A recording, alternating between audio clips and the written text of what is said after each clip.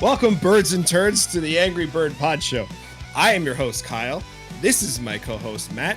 We're on video now and may or may not have just screwed up the first try of this, so we're going to try again. How's it going, Matt? Good. I'll pretend to open up my twisted tea again. It's still good. So I still have some in here. We were just recording for 35 minutes. Approximately. And we talked about how we were on video this whole time and how good we looked.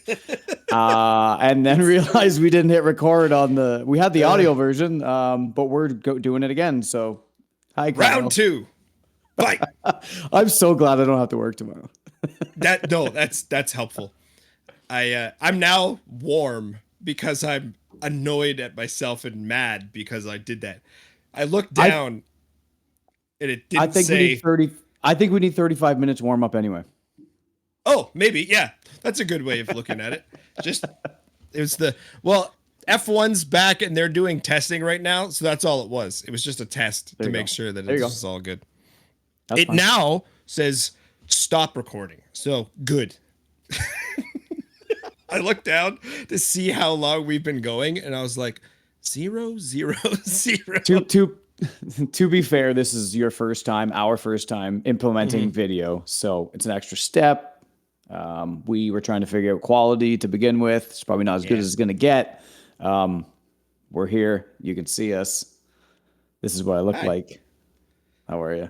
Hope you're not disappointed. I am kind of a little bit in myself, but we'll work through this. This is what 14th episode, right? Yes, it says up there. 14th episode, and the episode's name is Please Hit Record. Please hit record. Now with video. It works. I'll take it. Episode 14. Kyle F's up. You know what's even dumber and kind of funny? 14 is my favorite number. So it would be dead serious. You too? 14 is my favorite number. And my wife. I hate that. And your wife's? 14 was my number through all of high school and public school sports. Mm-hmm.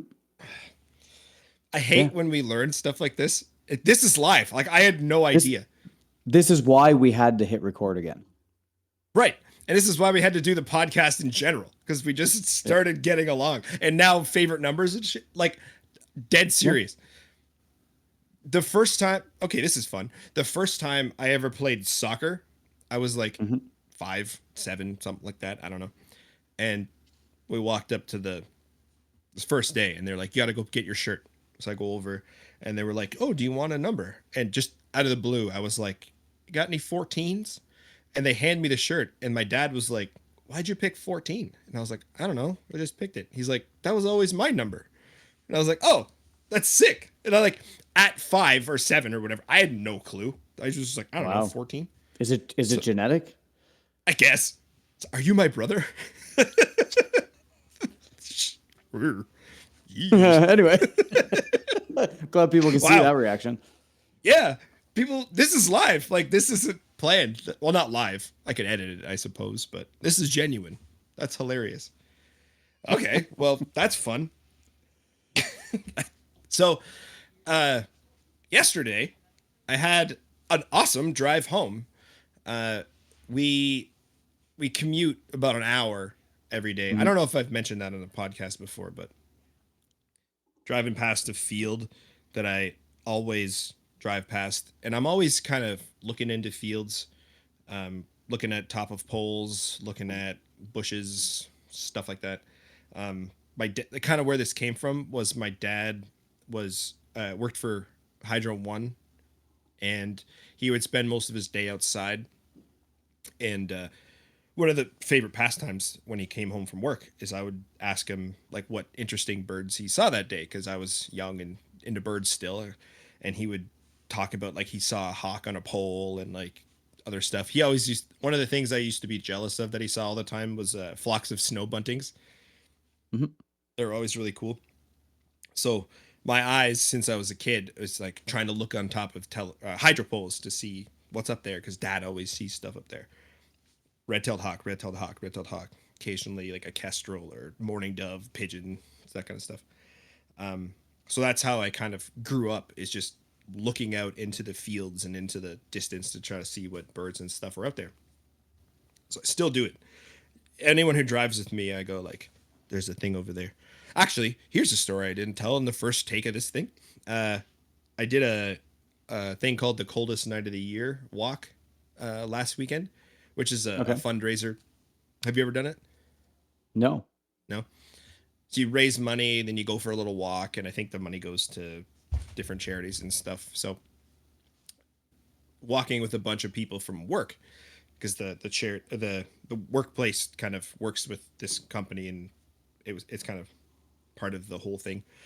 And so we're walking around this park. It's kind of a loop around. As soon as we start walking, I turn around and I look over the crowd of people just because I looked over there. And there's a merlin flying over everybody, and it lands in this tree. So I talked to my coworkers. They know I'm into birds. So I was like, people always ask me how I find stuff. There's a merlin up in the tree. It's a small falcon. It's probably hunts around here, and it likes, anyway.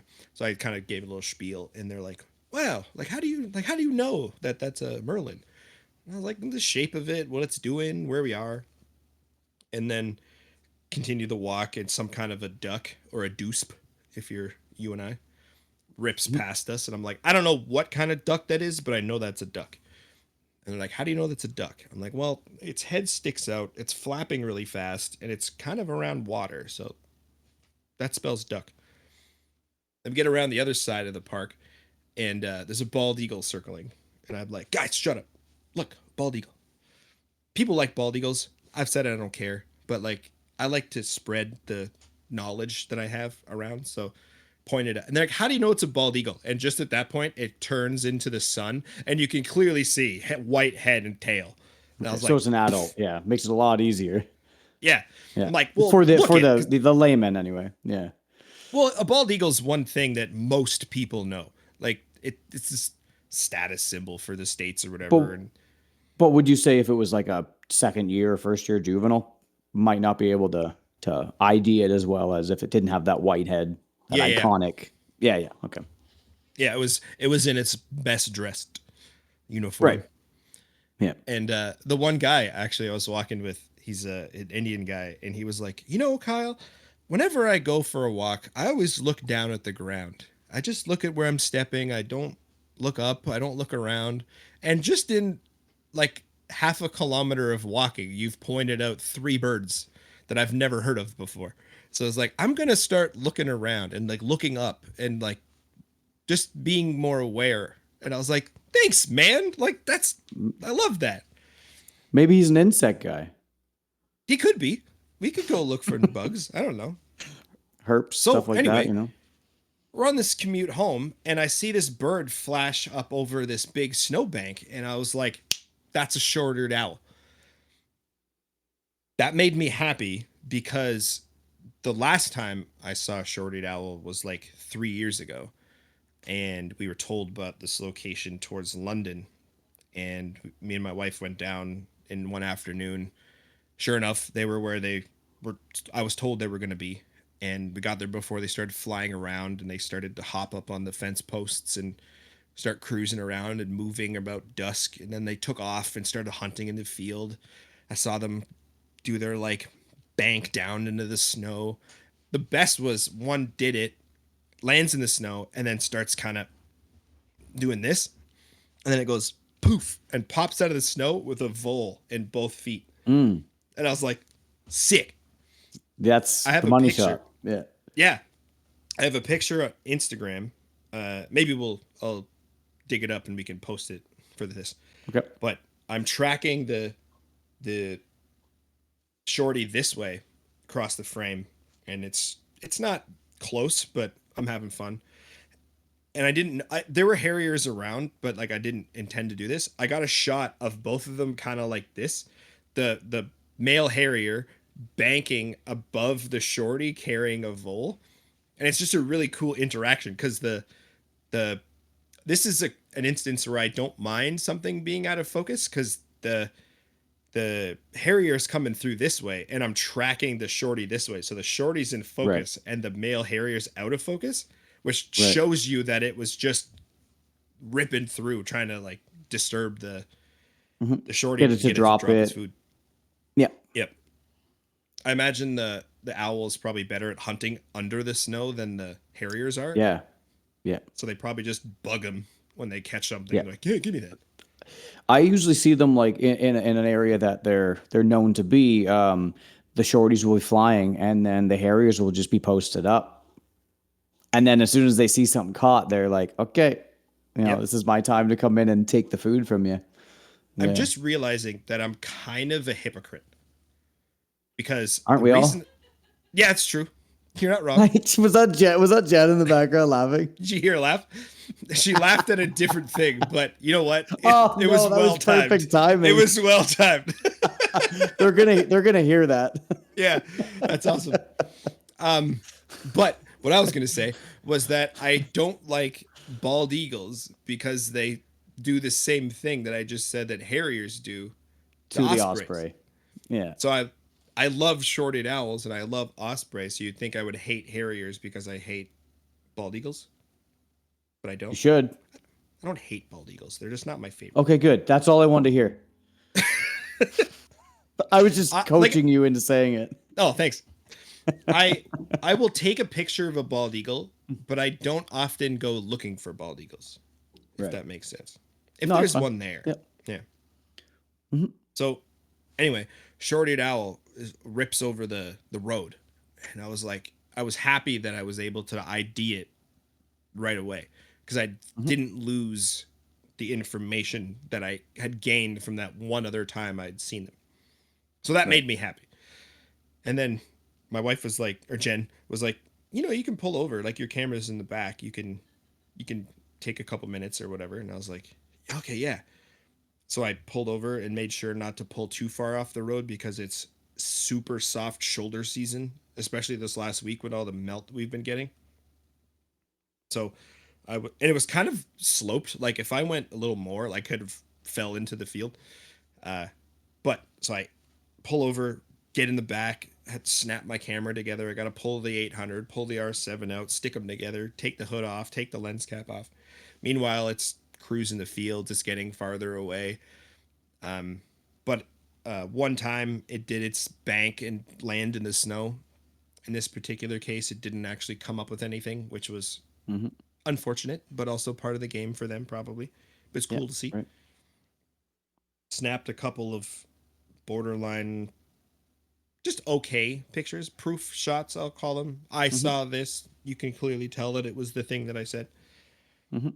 And I just enjoyed the experience. And Good. just seeing a short-eared owl again for the first time in 3 years was awesome. It's still fueling me now. Like I'm still pumped. Like it's like I saw a shorty yesterday. That's pretty sick. Yeah. Yeah. And Yeah. without someone else being there or tipping you off, kind of just by, you know Right. what I mean? It was just kind of something you stumbled upon. Yeah. Yeah. And That's always technically, exciting. yeah, the technique that ticks a box that I said I was going to do this year, where I mentioned that I wanted to find an owl that I Yep. wasn't told about. It'd be Yep. awesome to stumble across it, and literally that Yep. happened. Yep. And myself, I had kind of a similar experience. This one was at 5:30 in the morning at work, just 2 days ago. It's not a shorty habitat. It's kind of like a 30-year-old, 40-year-old developed industrial kind of business park. Kind of Mhm. has those taller pines, spruce, stuff like that.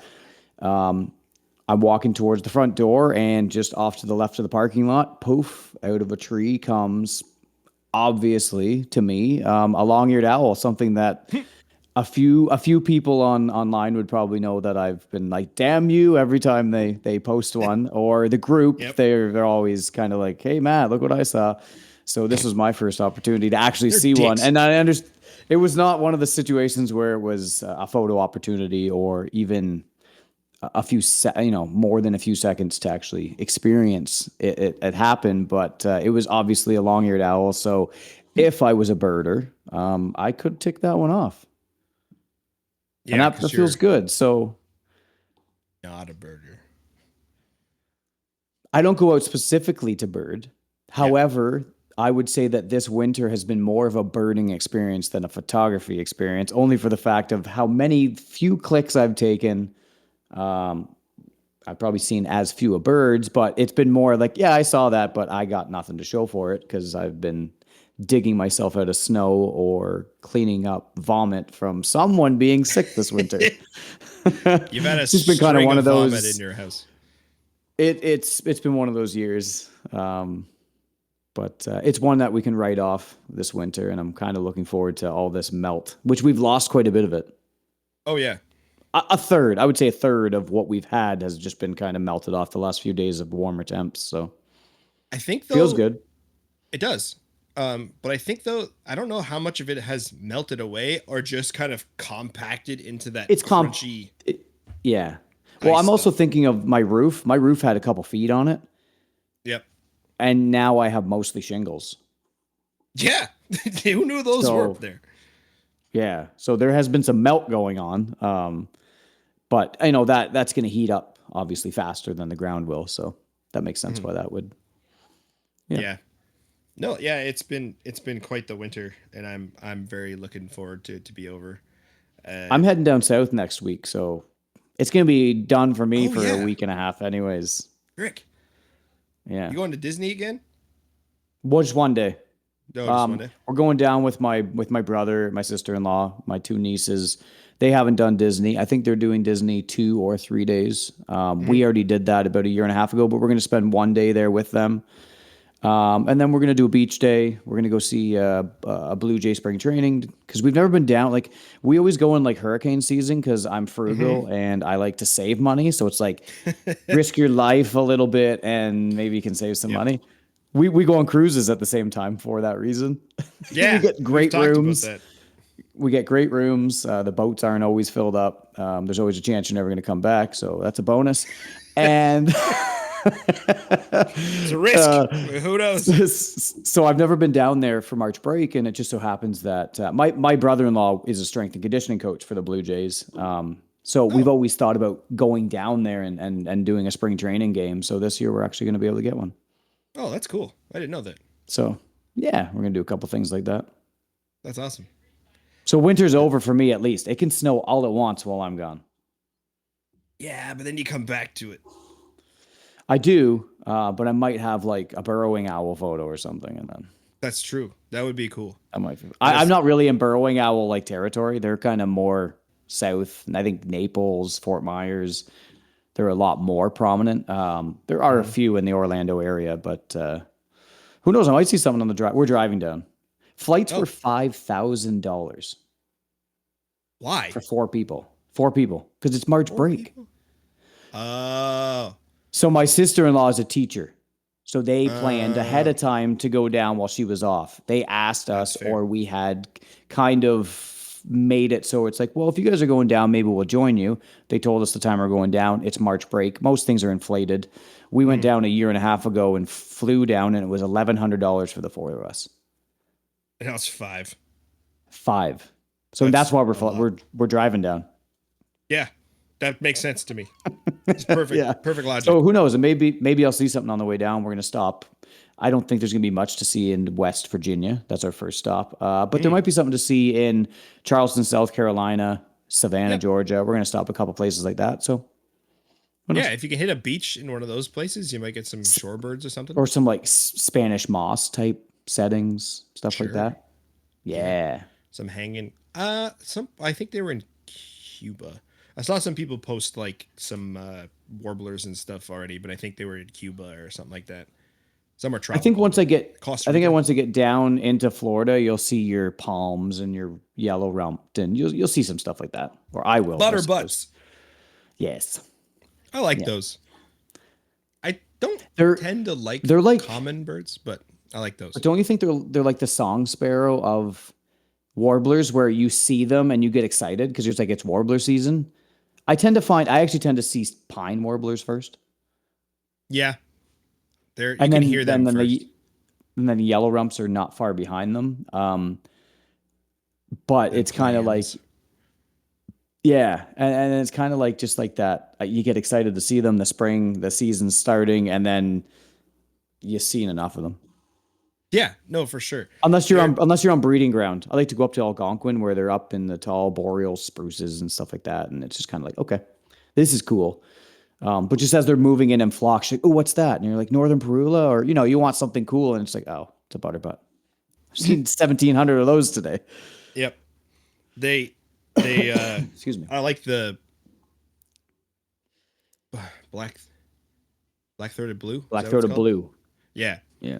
They don't look the same, but when they're moving, that Mm-hmm. bluishness kind of always gets me.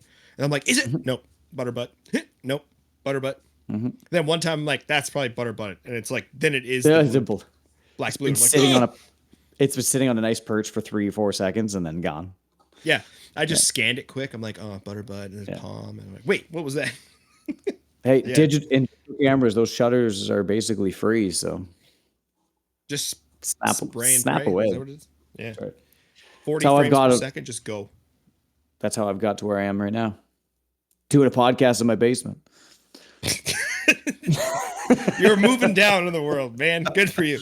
It's because my kids are sleeping upstairs, all right? So I get kicked out down here. I'm actually upstairs, so take that. Mm. I don't have a You don't have basement. If I was kids. downstairs, this would be dirt. You don't have basement or kids. No. So I'm free from You're a smarter both man of than those I am. things. I mean, I That's love my not kids. true. I'm at least as dumb as you are, for sure. Yeah, you're doing a podcast with me. Yeah, exactly. We both like the same number, which just happens to be our IQ. So we're right there. Ah, there it is. That's what it Yeah. is. Interesting. Yeah. But yeah, it's been a bit of a crazy winter. Hmm. But I think we're out of it soon. I hope, according to some of the groundhogs, we still may be in for it for a while. But We I don't got know if I three or trust four it. solid weeks, and then we're gonna start to see some change. Yeah, I hope so. There's light. There's light at the end of the tunnel. Well, actually, they're it's kind of circling back around to the short-eared owl. It was light out at 5:30 or whenever when I was driving home. So I Right. was like, Yeah. I can actually take pictures of this thing Yeah. with Yeah. my It's literally 800 like f11 an and crop hour, sensor. 1,280 millimeters of pure heat Grain. distortion. The pure heat That's distortion and grain. that's one thing I have noticed when I was shooting the R10 is I like when with that lens when a subject is close, you're kind of using it as like a headshot kind of half portrait style lens. Mm-hmm. But if you don't have anything in that kind of like working range and you're out of that distance, you can really see that heat distortion on that crop body sensor. It was really emphasized. Yeah. Whereas with the R8, it kind of feels like the R10 and the 100, 400 at that long end of 400, that Mm-hmm. 640 range kind of feels like that on that full frame body to me. I think that's why I kind of enjoy shooting it. Yeah, the Yeah. versatility would be nice with like a 200, 800, which I did have for a while, but a little while.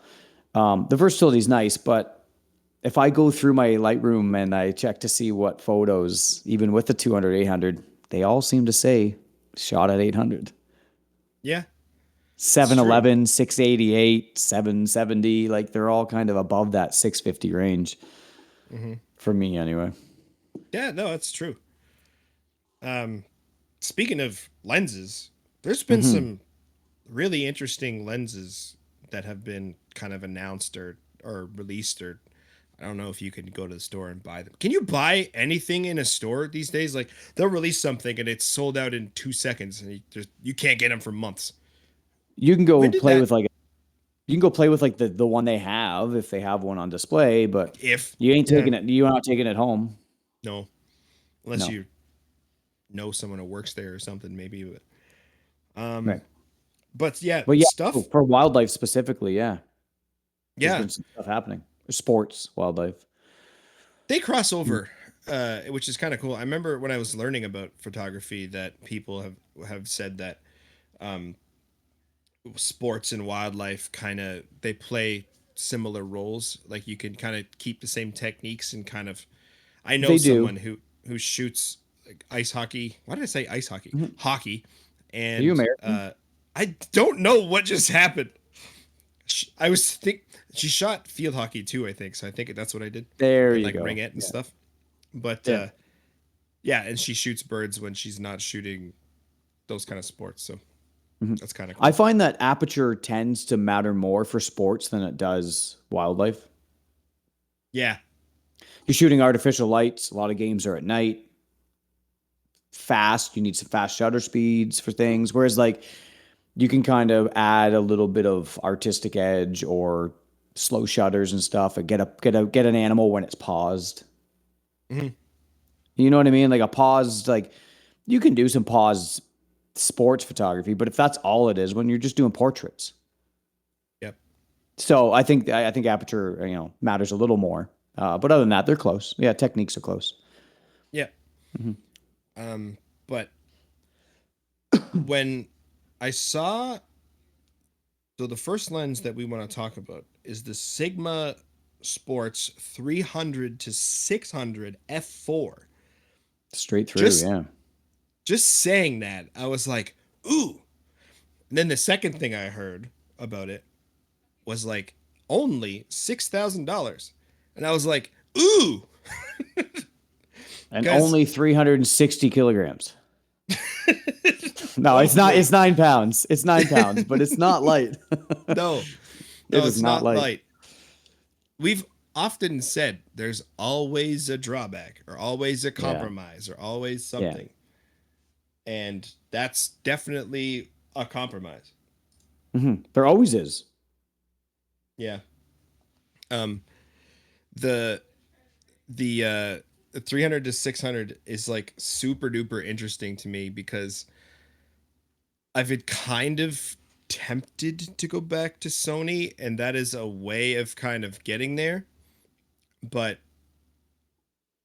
uh, it it's out of reach, just, which is almost more annoying You're not a because it's so. tripod shooter, and that is a I'm tripod not. lens or Yes, monopod, but you're just that's. I'm not I saying you have a can't be. monopod. I'm not saying you can't be. I'm just Hmm. traditionally your style is not very much Do the I have to say? stationary, but you're not a stationary photographer. And I do think this 300 to 600 is targeted more towards sports photographers or people with too much money. It's true. Well, this one not necessarily, but the regular 600 f4s are those people.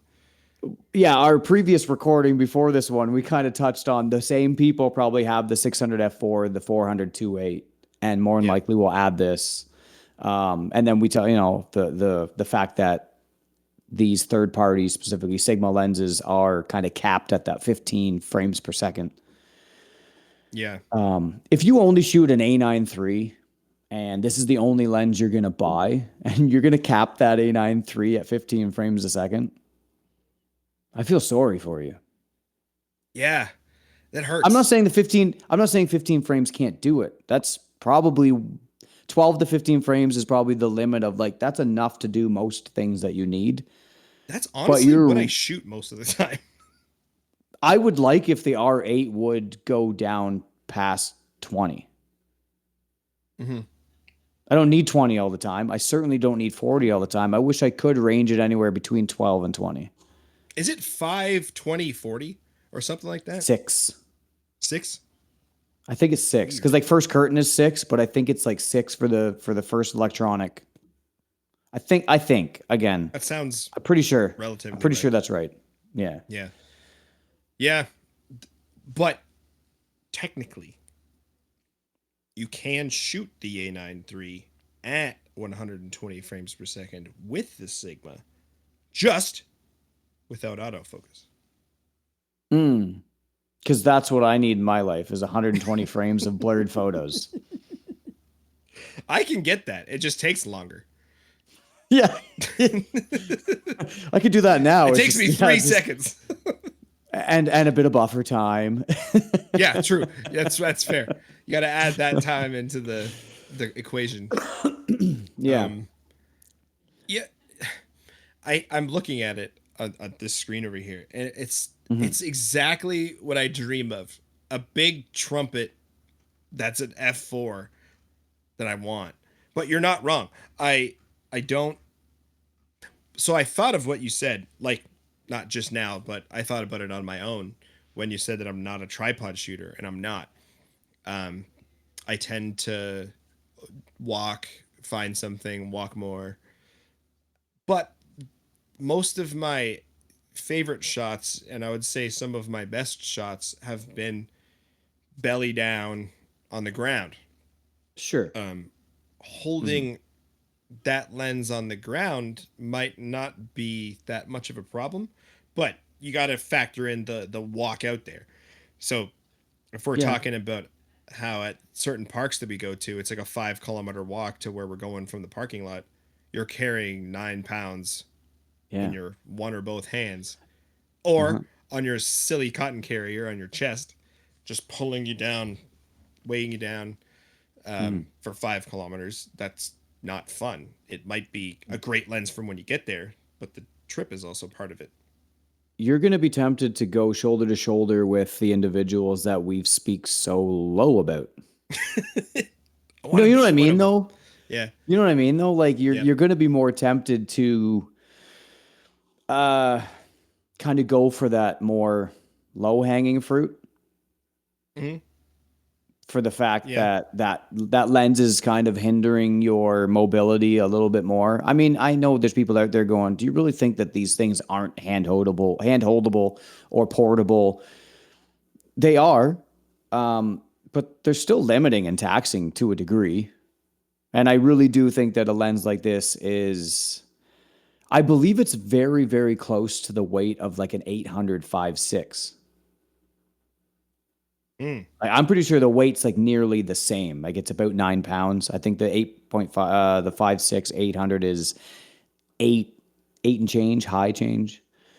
Yeah. No, I remember talking to Alex about this thing, and there's a lot of times where he'd take the 800 f11 for the fact that he just didn't want to lug that thing around. As a I guy that mean, that makes owned sense. that and owned the 300 and has a 400 to 8, and I don't know if he had all these Hmm. at the same time, but there'd be a lot of times where the 100, 400, and the 800 went with him because it was just like that's that compromise that you have to make. And a lot of the times, unless you're going for a specific type of shot or series where that lens is necessary, Mm. having options, certainly not having that as your only lens. I don't recommend that for anybody, to be perfectly honest. Only the 800 No, no, only the 300, 600.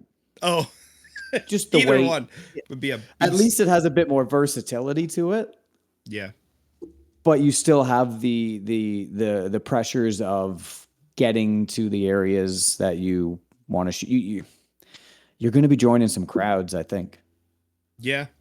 This is locally. I'm Yeah. speaking locally. There might be people in Norway or something that are talking, going, "What is he talking about?" But this is very localized thinking in my mind. Just Yeah. kind of my own biased opinion, but it's Yeah. it's hard to knock. It's hard to knock the lens. I'm not knocking it at all. This is more personal preference. The lens is probably going to perform, and if it does have that 600 f4 kind of prime look throughout 300 to 600, like this thing's going to be very, very popular. I think we'll see Very a lot popular. of them out there. I think Yeah. because of the price, because of what it's promising, and because of what it kind of is, Mhm. it's it's the reason I want it is because like when you start shooting usually birds and wildlife, I think this is a logical progression. You kind of start with the like 55 to 250, 75 to Yeah. 300 type lens. Mhm.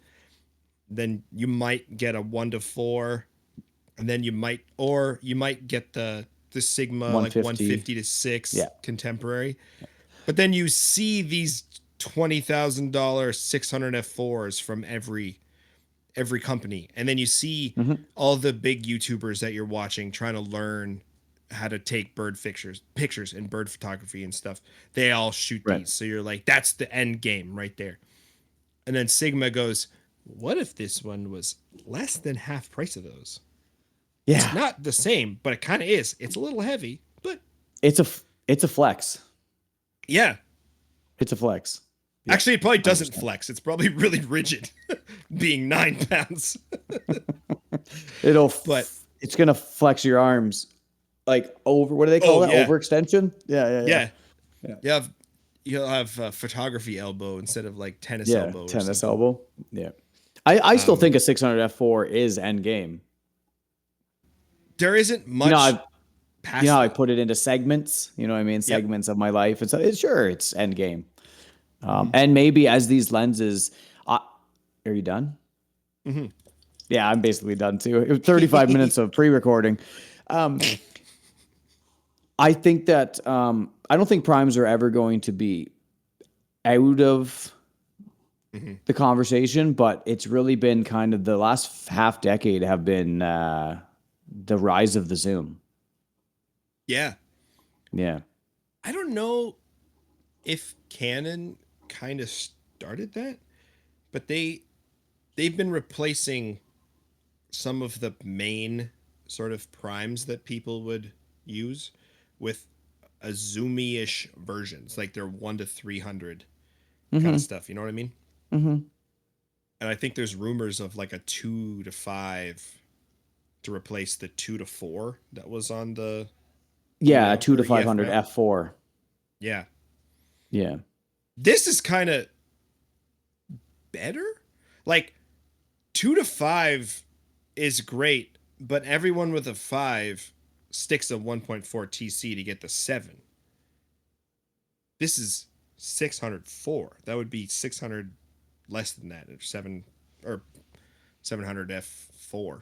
No, f56 or something. I can't. I don't know do math. But this is intriguing.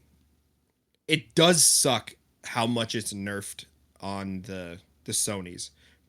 I had so my initial thought was recently I was at the auto show in Toronto and I was walking around with my brother-in-law who has a Sony A7 III, and at one point he asked me to hold it, and I'm just holding it, and I grabbed it by the grip, and then I was immediately shot back to when I shot Sony, and I was like, I miss the ergos of Sony. I kind of like the brick, the sharp corners, the the way that the texture on the grip feels. It's not quite as sticky and rubbery as on the Canons. It's kind of smoother, but still with enough texture you can hold on.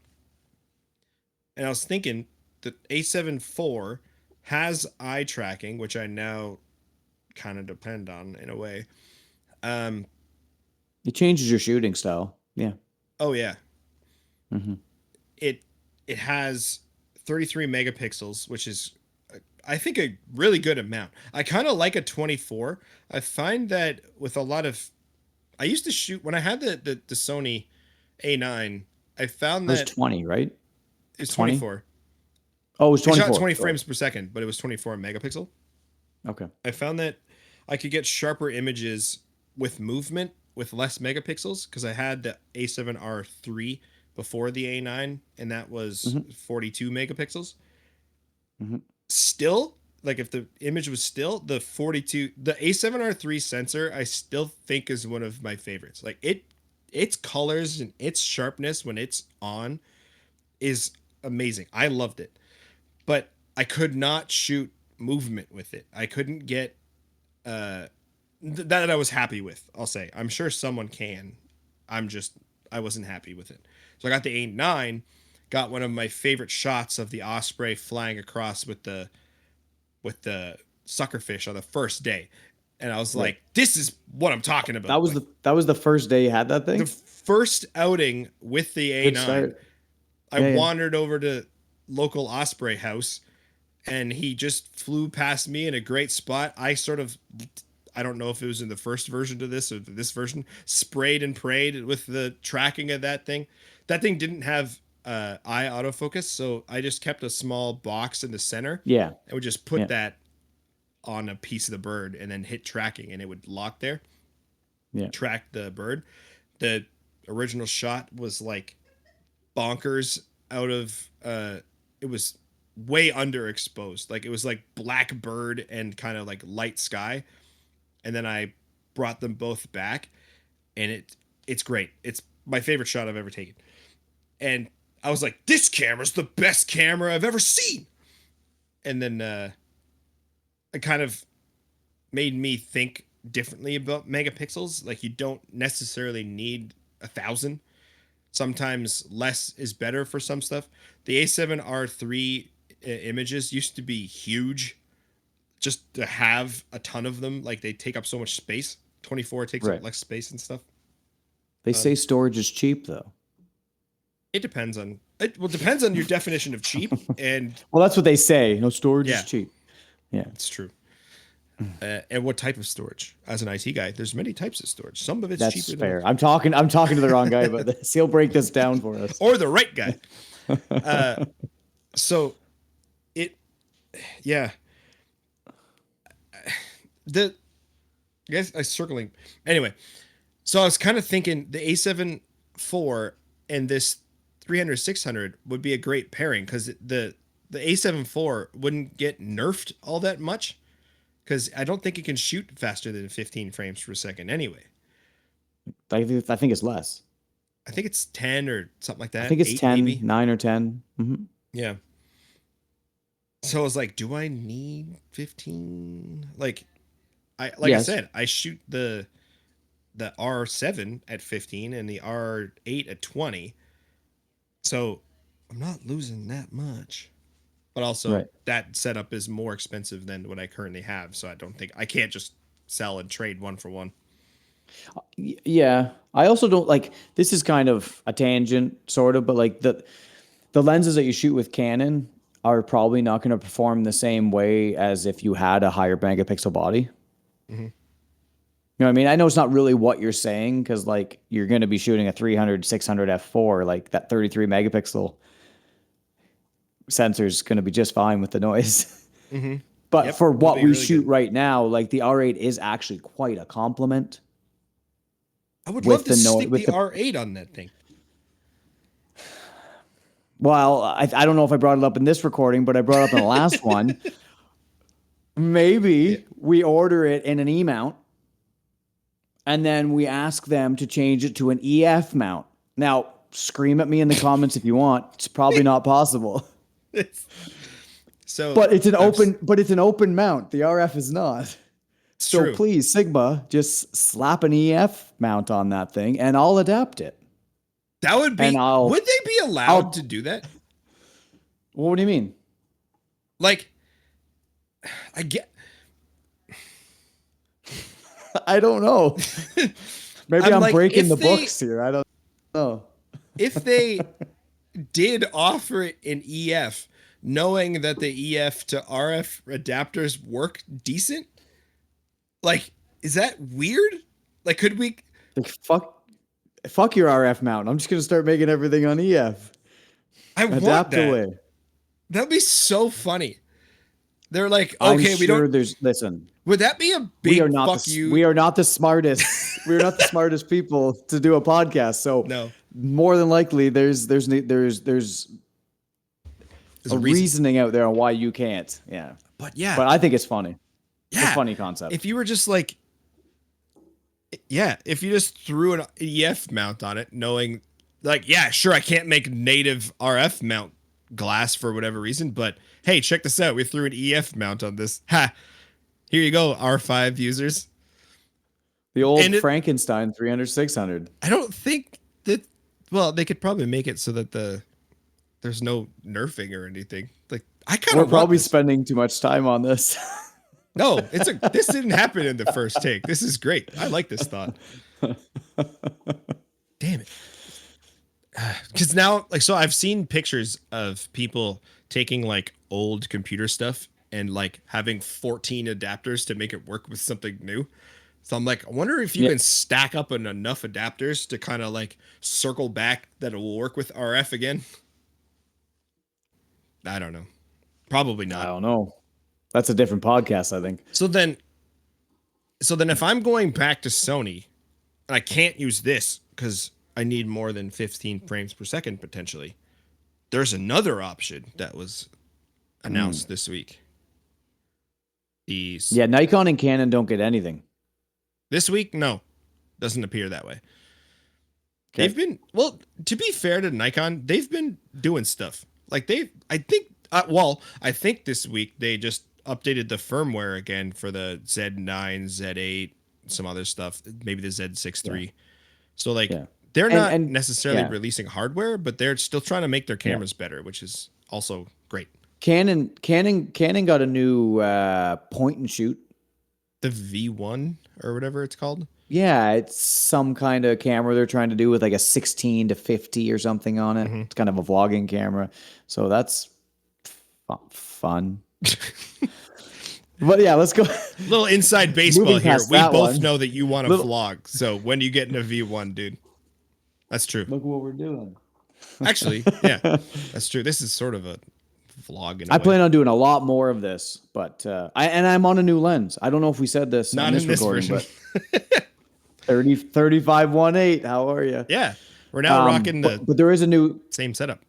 Yep, same setups. There is a new lens, like you were saying, for Sony, and it is the Sony 400 to 800 f6.3 to f8, I believe.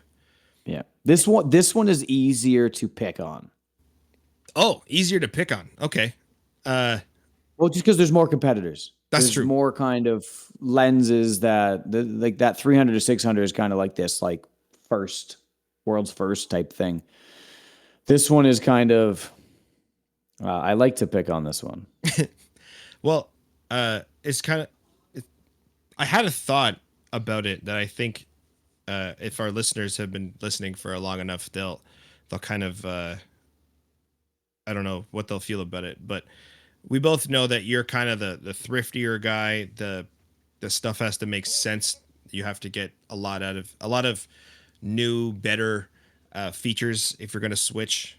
You don't want to go make a lateral move. You want to upgrade it and get better and better. So, and me, I'm just like, anything new and different is kind of fun. I want to try it. I want to play with it. I want to do stuff with it. I just lust after stuff. And the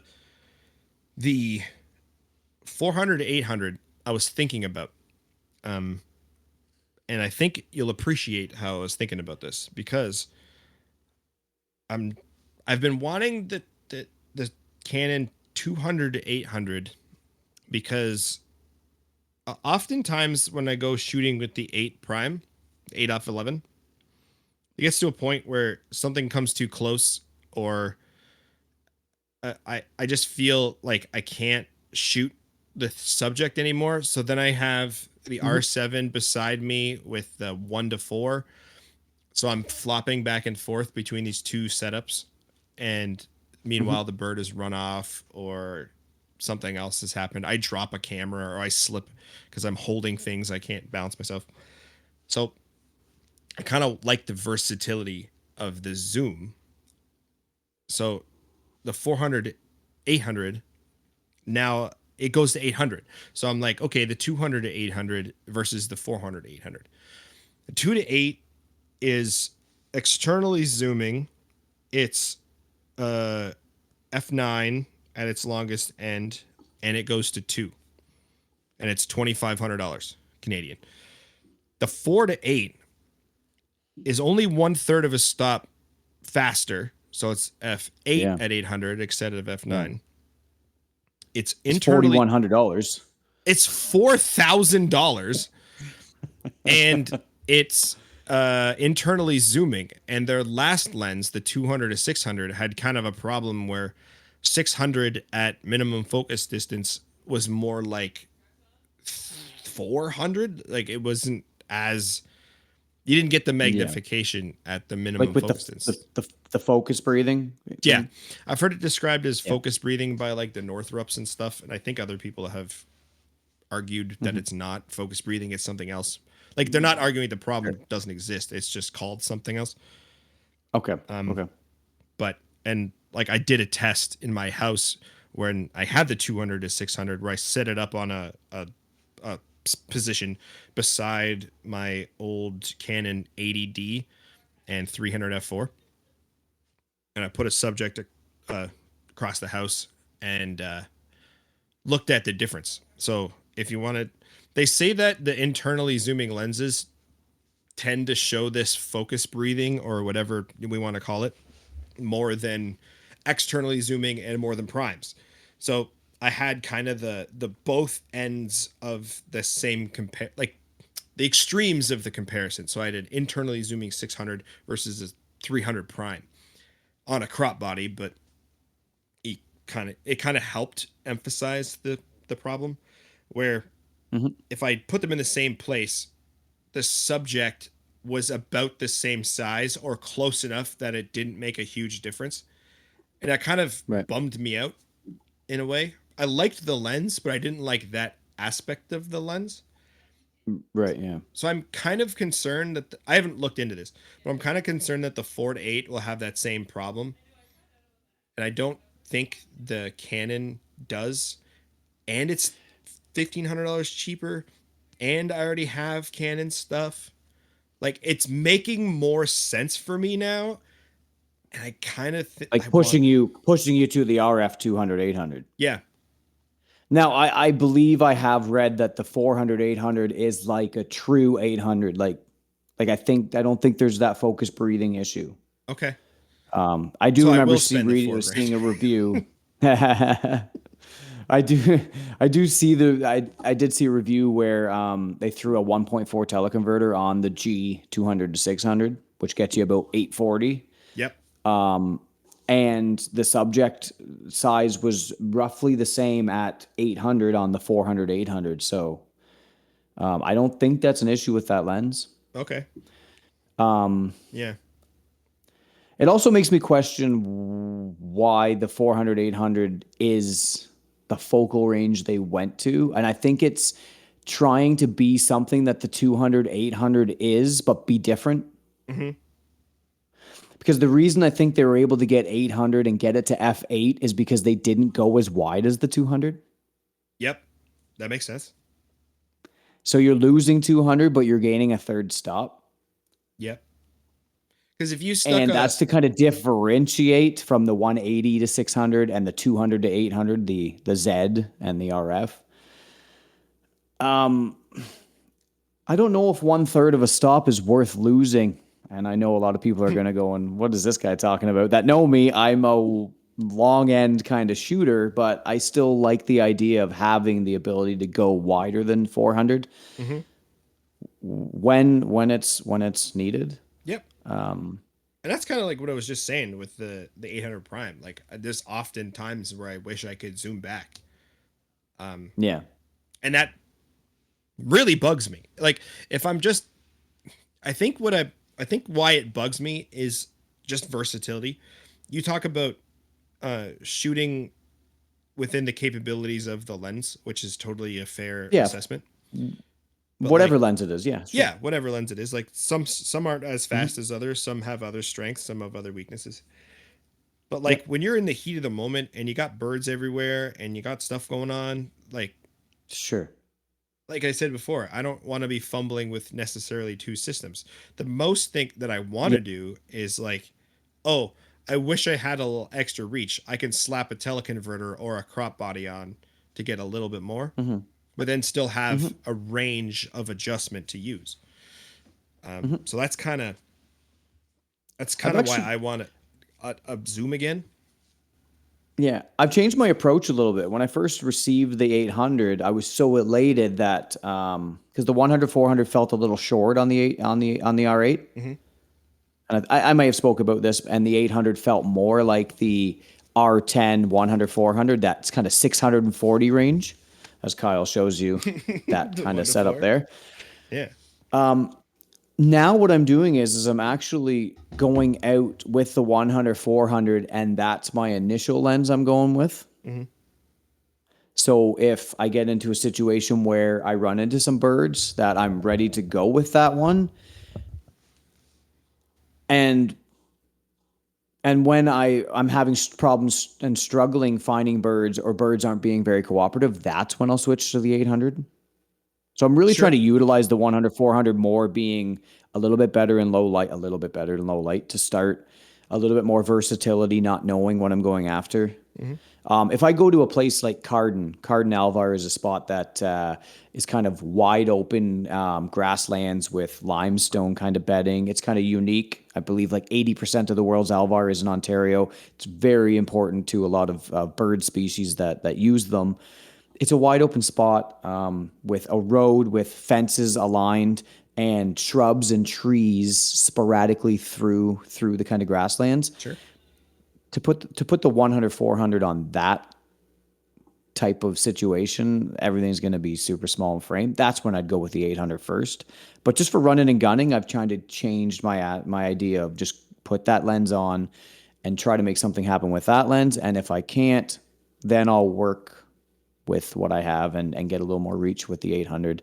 So I do. There is a crippling effect to the minimum focus distance of the 800. But if you do work within those limitations, it's still a piece of equipment that can be utilized and yield some pretty good results without much frustration. I guess that's the biggest point. Yeah. Like, don't use it out of what its capabilities are. You don't want to go into a bunch of white-throated sparrows in a brush pile and be 10 feet from them and go, damn thing won't focus. Well, no, you kind of caused that yourself. Yeah. No, that's also fair. Just by ignorance, sort of, Yeah. Well, I was gonna say ignorance or not knowing, which is literally ignorance. So clearly, I'm Same thing. ignorant. Yeah. Yeah. Oh, it's taken me a couple years to go, you know what? I'm kind of going about this approach a little bit wrong. So, Well, it's interesting when I was visiting that barred owl. You were like, take some pictures with the R8 and the 1-4, and I was like, why? yeah. And then I did, and I was like, okay, like I get it. A little bit better ISO performance, Mhm. a little bit better aperture. Because if you're shooting the 800 and the R8 and you're shooting the R7 and the 100 400, the focal ranges are so close. The one stop Same with the less, aperture. the one stop and 1.5 stops of ISO performance. You're taking the same shot with two different kits. Congratulations. Yeah, and I kind of That's kind of why I was like, try to mix it up a little bit. yeah, and I kind of did see that when I went back and looking, like especially some of the 1-4 shots when I was able to get close enough to this particular owl. It was very, very accommodating. Mm-hmm. It was a better shot, and it not necessarily because one lens is sharper than the other. Proximity is key. Like proximity is king. Proximity is everything. So if you can get to a subject and fill the frame as much as you would like to with a 400, it will be Yeah. a better shot than 800 because you're shooting through less air. It should be. Yeah. Mm-hmm. So And the limitations of the 19-foot MFD. minimum focus distance. Yeah. Like you can get a larger scaled bird in the 100 400 than you could in 800, and everyone's just going to assume that 800 is going to have a bigger bird in it. Well, then also But those limitations, there's kind of keep you from that. yeah, there's also a ratio of like you subject background. If you're back here with the 800, the background is closer to the subject. Not really, Right. it's not, but it acts that way. And then you move up with the 400, you're shooting through this much air, and the ratio of that versus the same amount of background, this background will be blown up way more, even if it's still an F8 or whatever. That's kind of the trade-off. If you're shooting at no, go ahead. No, go ahead. I was just say that's something that's taken me a while to realize is that makes a difference. But if you're shooting at the same distance of 20 feet and you're shooting the 100 400, that 100 400 images, because you're not having that same compression and you're still that same distance away from your subject, that image is going to feel a lot more flat than if you did shoot the 800 and had that background kind of come in tight, more and more kind of creamy. You're pulling it closer to yourself. You're getting a bit more separation. So it's kind of a catch-22. Yeah. Where it's like, if you do throw on that shorter lens, you now need to be closer. Correct. The working distances are kind of the same in theory, but they're not the actual same distances. Yeah. It's like maybe there's a math equation for it, but it's like the size of the subject in the frame is almost the consistent point, and then the background ratio and the you to Right. subject distance Right. matters. Right. I don't know if that Yeah. made any sense the way I said that, but in No, here it did. well, I certainly know. I certainly know kind of what Yeah. you're trying to say at least. So here's a question. Who is the 400 to 800 for? Because to me, there's a crossover. If you have a 2 to 6, you slap the 1 4 on it, you have a 4 to 8 for cheaper. I still think it's a song. The 2 to 4 you can shoot. I feel like the 2 to 4 you can kind of shoot 2 to more 6? subjects with it, or 2 to 6 you can shoot more subjects with it. It's a little bit more of a versatile lens, whereas I find the 4 to 8 is going to be very much a bird or songbird type lens. Yeah. Trying to get that small subject big. Not Yeah, necessarily like it would be. but Yeah. that's where the 2 to 8 trumps it. Yeah.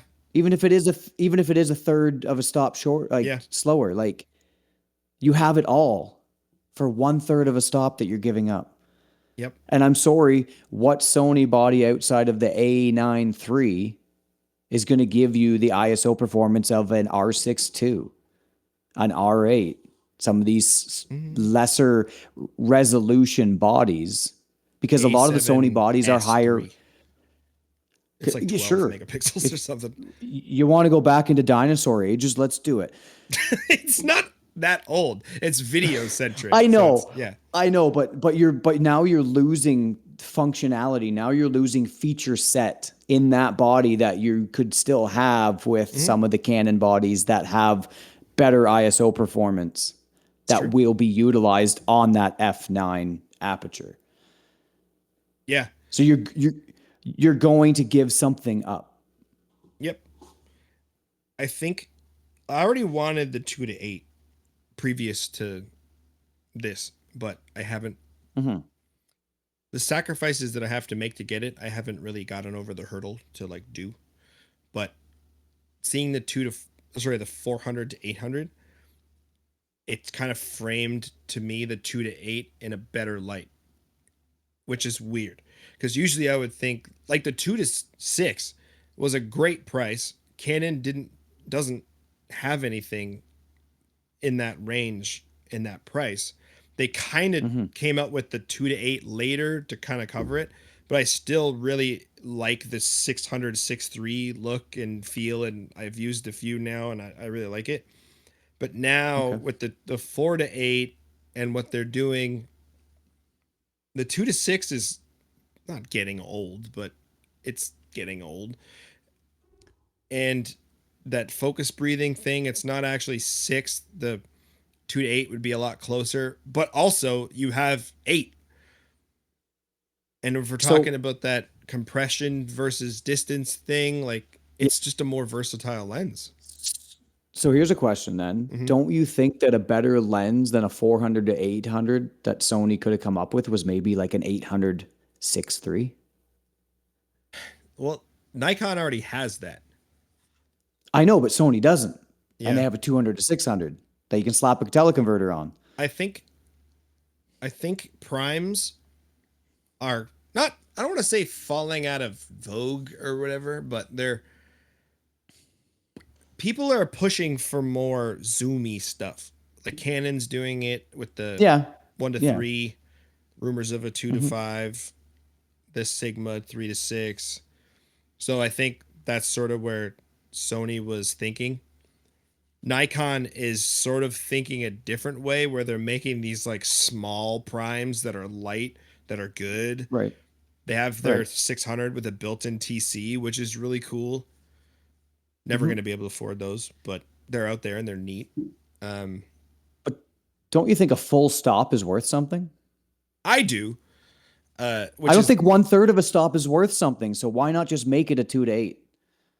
I see what you're saying. Yeah. Yeah, no, that makes sense. Because you're right.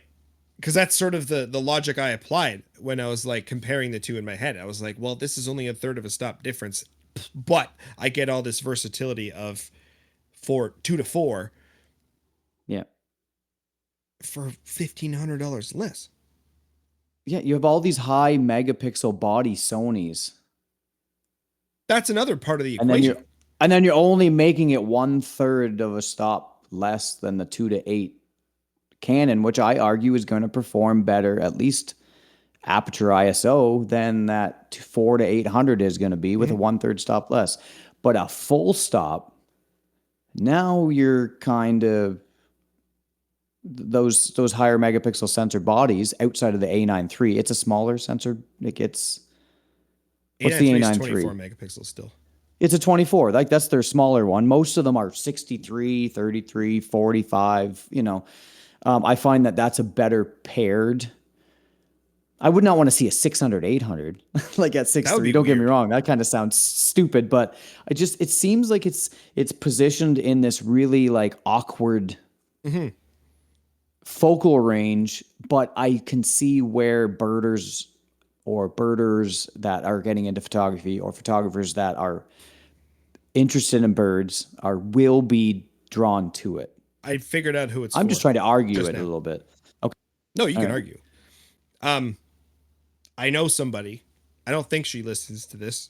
I'm not making fun of her. I just think it's ridiculous. She uses an R5 Mark II, a 200 to 800 with a 1.4 teleconverter. So she And in can crop. crop mode, Well, she crops after. So she'll take a picture of something way she might as well just shoot 20 megapixels in crop mode then. It's the same thing. You have like She might as well just 16, do it. 1800 millimeters of reach. Well, at least you're composing to what you want in camera. At least you might as well just run it in crop mode. Yeah. There are some wild people out there. Don't get me wrong. There's a spider crawling on my roof. Oh, Damn nice. it. Turn the camera. No, that would do too much disruption. I was going to say, turn the microphone and interview him. But yeah, I think she would buy the 4 to 8 because it's 4 to 8. She would slap the TC on it. And then if she had like the A1 or the A7R5 or whatever number they're on, then she could crop. But now that's throwing it to an F like 11. I don't think she cares because she's got the F9 with the teleconverter on it anyway. Currently, she loves the thing.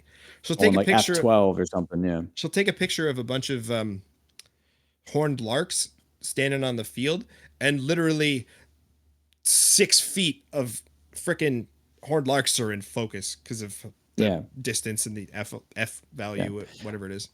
I don't even think there's a benefit in minimum focus distance. I think it's about the same as the 2 to 8 is now. I think it's about 10 and a half, 11 feet. I think the 2 to 8 is like 9 feet. I remember it not having a. Is it sub 10? It is, I believe. Because I think the 400, 800 is actually just above 10. It's like 10 and a half. It's still better than the 8's like 700 feet that we have now.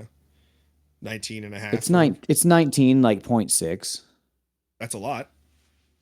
What's the 2 to 8 at 8?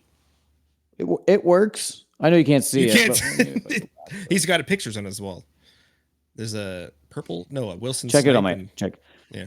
Wilson Snipe. It's pinned on my Instagram, and a loon with a baby that you can't see pinned on my Instagram. Yeah. It's actually cropped in on Instagram because crop on Instagram. Always crop on Instagram. Yeah. Anyway, don't get me wrong. There's 20% of the time I'm like, I wish that shorebird didn't walk in past 19 feet. But then that's when you take the 100, 400 and you take it at 200 millimeter and you just get bokeh. You can get bokeh at f8, you know? Yeah. It's hard. It's possible. Easy. Like, you can.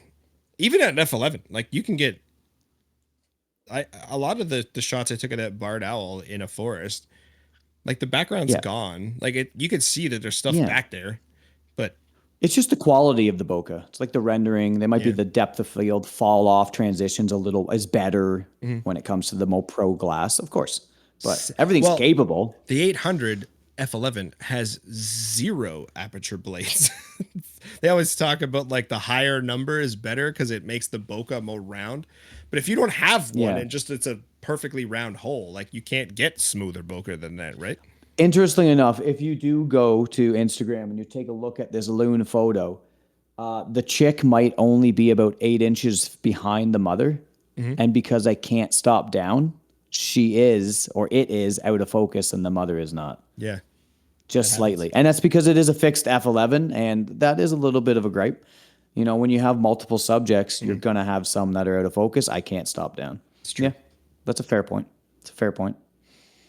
We've been waxing poetically about lenses we're never going to get that are really interesting for a little while That's now. a great point. That's a great point. I'm never going to get any of these lenses. Well, maybe the 2.8 again. I might get the 2.8 again.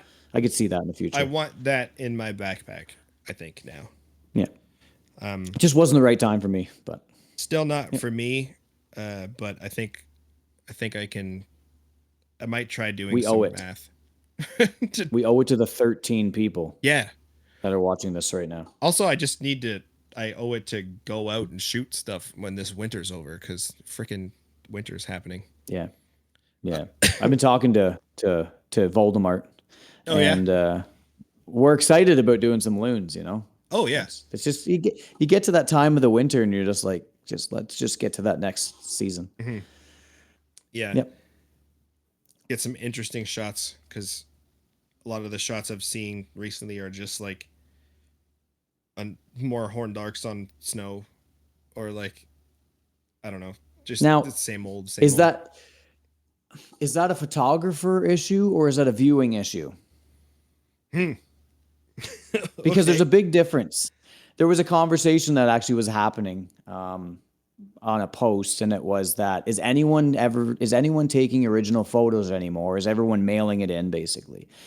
And I don't know if that's so much a photographer issue, because when you've subscribed to, I don't know if you were going into a different tangent here, but this is just kind of, I'm going to say it was a smooth segue, man. What are you talking about? I don't know if this is where you're going with it, but this is where I'm going with it. There's when you subscribe to somebody's Instagram and you're like, I'm going to follow this person's work, they might be at a different crossroad in their craft than someone else. And they might be extremely happy to be taking the traditional photos that they are. Maybe a subject they haven't captured before. Maybe the first time they had the experience with that one, it didn't work out well, so they wanted that clean shot that they could be proud of because it didn't work out last time.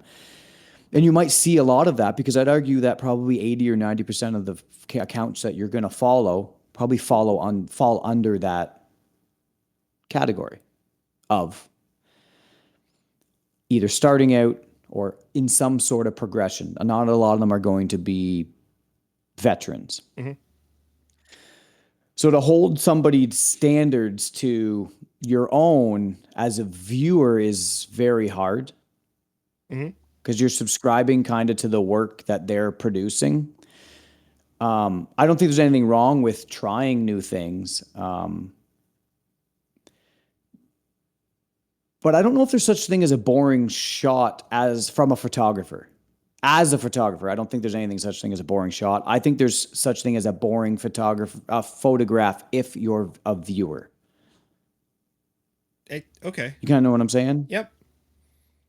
I think they're two completely different things. I think viewing photography and doing photography are two separate things. And if you're going to want photography to be fresh and new and see progression, where people are trying new things, then you have to curate that to yourself, to your own kind of taste. Riddle me this. Sure. Why do you? I'll answer after. Why do you follow people on Instagram? I don't. You follow some people, so I'm gonna be perfectly honest. I'm gonna be perfectly honest. Most of the people that I follow on Instagram are on mute. Are on mute? Yeah. Okay. Okay. I go to look. No, hold on. Let me finish. Yeah, I don't want to leave it. I don't want to leave it there, because everyone's like, "Are you fucking kidding me?" No, this guy is a fucking jerk. I'm not much of a photography viewer. I don't get much out of it. I don't disagree in the fact that there's a lot of mundane type photos out there, mine included. Me too. I don't even know if I enjoy sharing my own photography. For a while there, it was more just a process, a Sure. workflow. So I'm not saying you're on mute because I don't like your work. If I know you as a photographer, I actually go out and seek. So I'll actually put in the name and say, what's this guy been up to? And I'll check a couple of your posts on my own time because I get a little overwhelmed with too many photos in your feed. You've talked about how you have 4 or 5 different accounts that are catered to what you want to look at. Mm-hmm. So you can passively ignore some things. True. Yep. I only have the one account. So I use that mute function for like just a little bit of breathing room because Yeah, I'm no, not it makes much of a sense. viewer. I'm a photographer and I'm not really much of an art viewer. And I also don't know if I can critique it very well, but we'll find out. Knowing you, that makes sense. Like I know that your relationship with social media is kind of straight. It's got its ebbs and flows. We'll say it that way. Yeah. Out of wildlife, it's always been the social media side that's kind of been the one that's pushed me away the most Yeah. and maybe wanted me to slow down doing it. Yeah. This outlet here is my outlet now, and I curate the way that we want it. And if you want to listen, that's excellent. But I'm putting out the art. Sure. Yeah, it works for me. Yeah. Yeah. So I'll answer my question because there's a couple of reasons. One, Okay. I'll follow somebody because I like their work.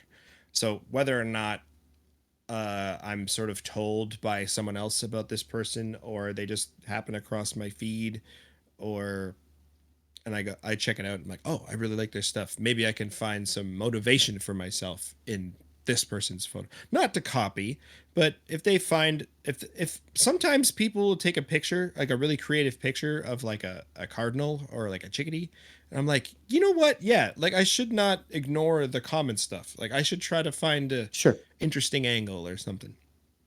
And then Mm-hmm. I'll follow I like following I have just over 1,000 followers, so this isn't me being holier than thou or anything. But I like following accounts that have like 200 to 300 or like a small amount of followers because I know that at that point it's really nice to see when someone follows you. You're like, oh, this is cool. Like someone's interested in what I'm doing. So in a little bit of I might not be interested necessarily in what you're doing, but if I see your feed, it's all birds. I can tell that you're kind of starting your photography journey. Like, especially if they follow me first, I'll give them a follow just so it's like, yeah, you know what? Like you're doing well. Like keep doing that. It's kind of like me Mm-hmm. pointing out birds on the walk with my work friends. I'm just like, Okay. yeah, I'll help you out. I'll spread the word for you. I'll make your account a little bit Sure. bigger. I may Sure. fling past every single photo that they post, but I won't unfollow them. Occasionally they Mm-hmm. might post something rad. I'll be like, bro, like dope shot. I'll follow somebody just because I know them, and I'm like, I'll feel like shit if they follow me. I don't follow them, but I'll also be like, I might follow them on my personal account, but not on the bird one if they're not posting Mm-hmm. birds because it's all birds Mm-hmm. there. So there's a bunch of reasons I might follow somebody, Mm-hmm. and it's not always necessarily that I think they're taking amazing shots. It might just be some like Right. relationship thing or some other reason. But then you're right. Yeah. Like I can look at a picture and think this is boring, but then I know that there are people doing that to my photos, so I'm not necessarily Sure. concerned about that. I will comment on it because I'm a dick. Like this is boring. Actually, I won't really say that, but I might say like I was just say I've never heard you say that, no. or read you say that. No, I might and I wouldn't either. I wouldn't either. I'm not going to go out to personally attack somebody in that way. I might No. be like, I saw this really boring shot of something online today, but I won't call the person out or I won't comment Sure. that. Name drop. Yeah. If someone says, what do you think? I may offer Mm. some constructive criticism. But then I get in I shit because they're do like, I didn't want to hear this. I'm like, what? You said, what do I you think? do if I don't talk to them on a regular basis. Okay. And that's because I find that feelings can get hurt. Mm-hmm. You're attached to photos. I'll be absolutely honest. I've been looking down so much because this is kind of where Kyle is, but I'll be honest. Like, You look straight in the camera. I have no feelings about my own photos. Like, Interesting. you can like them. You can like them. You can hate them. My hard drive, not right now because we're recording. My hard drive can fail, and I'll just start again. Like, it's Don't even fine. put It's that on absolutely us right fine. now. It's a hobby. It's enjoyment. Mm-hmm. It's a lifetime thing. I find that a lot of the times when someone follows, it's a follow for follow type of thing. So I've already done my part by going, I'm going to follow you because you follow me. Your number's going up. Sure, my number's going up. I don't really care about that. I could have 200 follows. I could have 20,000. If I had 200,000, I'm probably doing something right. I might change my perspective on why I'm doing it. Yep. But sub 20,000, no, sub 50,000, I don't think it really matters. I think I've done my part already by hitting click, and I'll like your stuff, and then I'll probably give you an opportunity to post a couple photos. And if it's just not something I gel with all the time, you're probably getting a mute. Sure. Like me. No I hard was the first feelings. one on mute, No probably. hard feelings. Yeah. No, it's all If you good. drop into my DM and you ask me a question, I'll talk to you. It's not a hatred or anything. It's just I'm curating what I want to see when I look at my feed. That's literally how And I this don't want to podcast see started. I don't want to see wildlife all the time. Yeah, I don't, that's fair. that's all. And that's the thing. Yeah. Like I they hope give it's you the fair. tools to. Tell me if it's not. Tell me if it's not Well, in the comments. they they give you the tools on Instagram to do that. Like if you don't want to look at Sure. stuff, you can be like, no. Sure. So that's kind Yeah. of no. It's I interesting. went down a I went down a greasy road where too Gross. much, too fast, too often. Yep.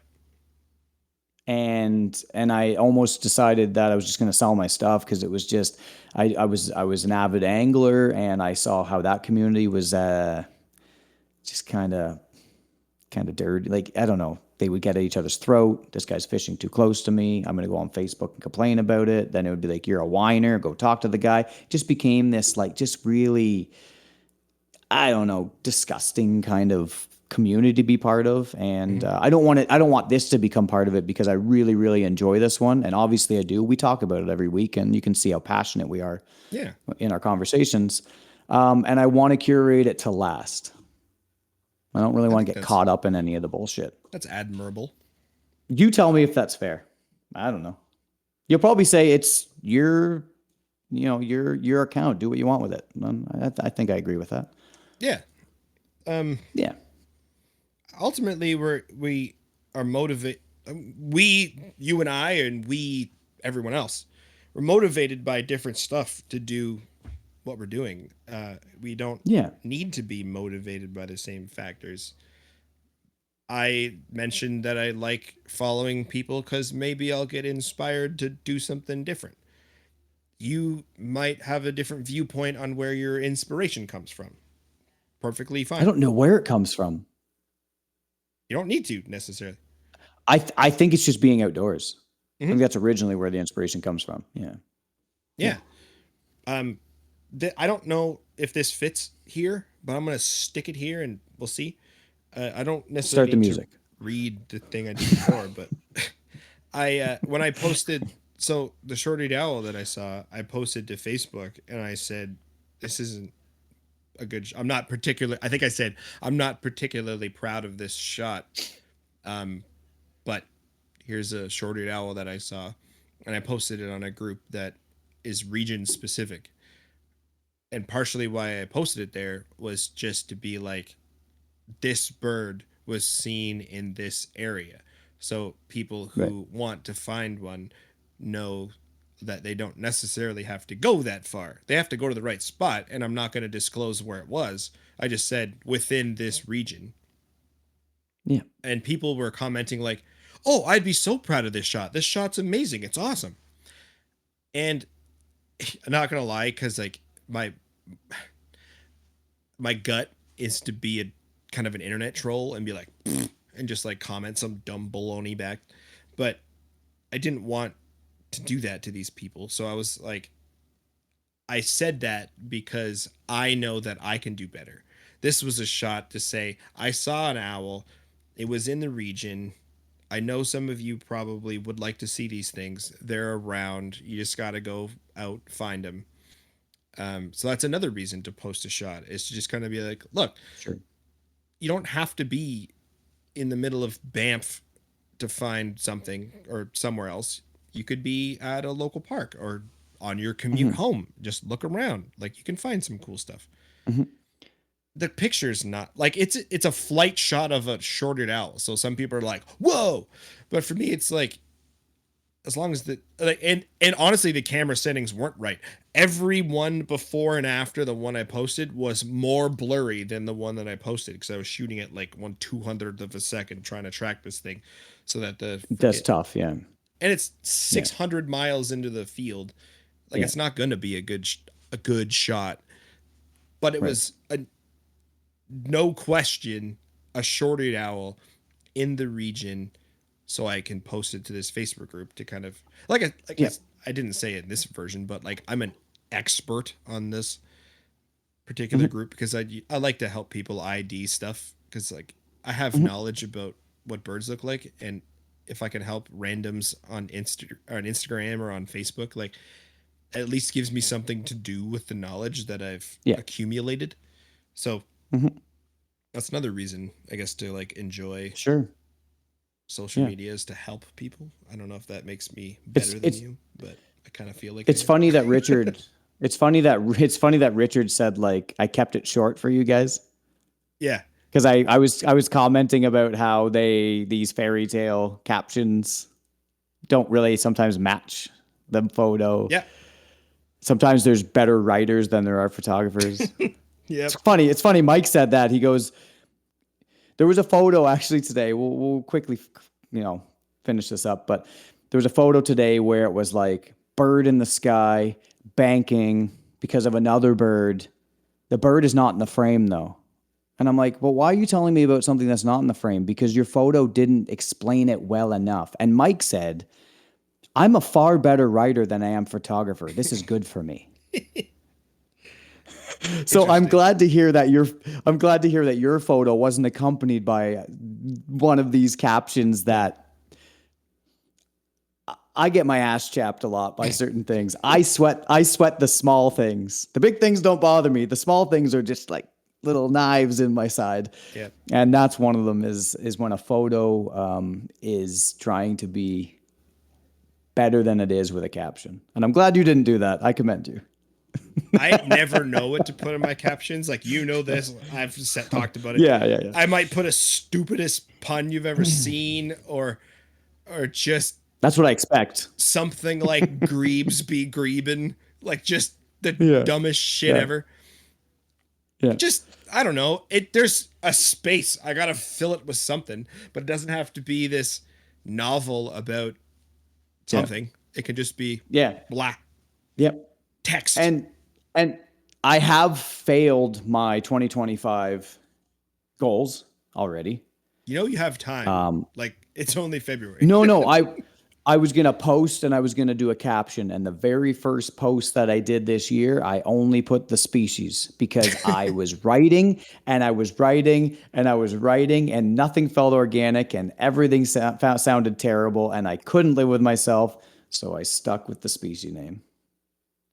It's still text. I can't do it. It's still text. I can't do it. What you got to do is okay, fine. Try this then. do the species name, the Latin name, the genus, the subspecies. Like, just have the whole ladder all the way back to the fucking primordial soup. I'm sorry, but I'm not Kareem. Not to drop any names. Fair enough. I'm kidding. Now we're shitting on our I love friends. you. No, I love you. Yeah. I love you, Kareem. Kareem's great. If you can't shit on your friends, who can you shit on? Myself. I listen to a lot of podcasts. I listen to a lot of podcasts that are comedy based. Sure. And I need more comedic friends because that's all they do is shit on each other, and then they hug each other and they go on and they want to see each other again, and that's what I like. I like nitpicking. I like shitting on each other. I like the banter. I like that this photo sucks. Yeah. I like that. Camaraderie. What would you say that is? I like the camaraderie. I like how you stay grounded. Mm-hmm. No one's I like the ego humbleness. gets too inflated. You don't inflate egos. You just enjoy it. Yeah. You don't get too wrapped up in it. You just enjoy it. There's a it's, I don't know what the wrestlers are. I've never been to wrestling, but there's a meme of just one wrestler giving the finger to another wrestler.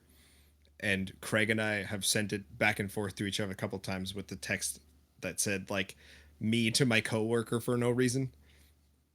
And like, or me to my best friend for no reason. You just like give him the finger. Yeah. Like nothing happened. Yeah. You just walk past him in like Home Depot and you're like, yeah, fuck you. And just keep going. My coworker and me, we work on a long press, and he'll be in the front and I'll be in the back, and it's loud and we can't hear each other, and he'll beat me and I'll look at him. He's just like, yeah, it's and great. I'm just like, okay, give him one back. I miss that I work corporate now, and you just can't like you'll get taken to HR immediately. But like I worked construction once, like for a little while, and the construction site shenanigans or like machine shop shenanigans are just the best. One time we had co-ops in the machine shop, and the one was sleeping against this metal half wall. They were supposed to be like cleaning up, or I don't know, but they were just like this. So my boss was like, yo, check this out. Got a rubber mallet and just cranked the wall. And it just echoed like, oh, I've never seen someone stand up so fast in my life. It was so funny. My boss was just like, don't sleep. And just like walked away. And then later he was like, I wasn't even mad. Like I've totally fallen asleep at work, but it was so funny to wake him up like that. The opportunity was there and he took it. I saw a guy once get bagged with a hammer handle on the top of a pile of rebar. And I've never felt so bad for someone, but I was in the trailer and it was so funny to watch from far away because they just like walked to each other to like ask a question or talk. And the one guy had his hammer in like that loop on like the side of your jeans. Yeah. And just turned it. So the handle went dunk just between the other guy's legs, dropped like a rock. And then, oh man, it was funny, but I felt so bad. I was like, oh. Those type of actions make those jobs tolerable. Yeah. Let's be real. Absolutely. Without it, it wouldn't be fun to go to work every day. Nope. And that's why I'm not going to say it, but that's part of the reason why I don't like going to work anymore. Just need a little more bagging. And, yeah. I need someone to like throw something at me or just make me sit on like a whoopee cushion or something. It's probably why you enjoy this podcast every other week. It helps so much, man. It's my favorite thing that happens every 2 weeks. And I've said that before and it's still true. Amen, brother. Amen, brother. All right. My turn? I think we're going to wrap it up. Yeah. I think it's mine. Go for it then, man. When do you want the music to start, dude? Let's do it right now. Jeopardy music first. Okay. Love you, Kyle. Love you too, Matt. It's a pleasure, and I think it even recorded. Capturing all them trends, peeping through the scope, freeze frame the fly. Angry Bird Pod Show, aiming for the sky. Oh, they click in the snap, see the birds on the map. Angry Bird Pod Flow, flipping through the recap. Kyle and Matt, dropping wings on blast. Tune in next week, this one never in the past. Eagles, hawks, and kestrels, flying so divine. Peep the live broadcast, podcast goldmine. Twisting in the air, birds of every kind. Critics gonna chirp, but they ain't ever dying. Zooming in on sparrows, robins in the mist. Matt's got the shutter, Kyle's got the twist. Feathered friends in flight, equipped with the strut.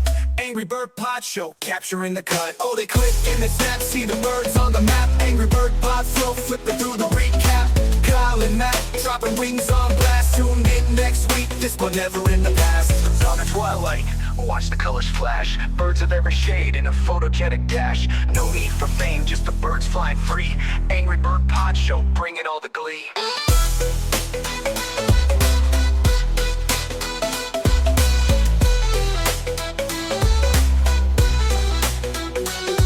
Oh, they click and they snap, see the birds on the map. Angry Bird Pod Flow, flipping through the recap. Kyle and Matt, dropping wings on blast. Tune in next week, this but never in the past. Eagles, hawks, and kestrels, flying so divine. Keep the live broadcast, twisting in the air, birds are back to vibrating that, dropping wings on blast. Tuning in next week, this spot never in the past. In the past. Tuning in next week, this spot never in the past. In the past. Zooming in on sparrows, robins in the mist. Matt's got the shutter, Kyle's got the twist. Feathered friends in flight, equipped with the strut. Angry Bird Pod Show, capturing the cut. From dawn to twilight, watch the colors flash. Birds of every shade in a photogenic dash. No need for fame, just the birds flying free. Angry Bird Pod Show, bringing all the glee. Oh, they click and they snap, see the birds on the map. Angry Bird Pod Flow, flipping through the recap. Kyle and Matt, dropping wings on blast. Tune in next week, this one never in the past.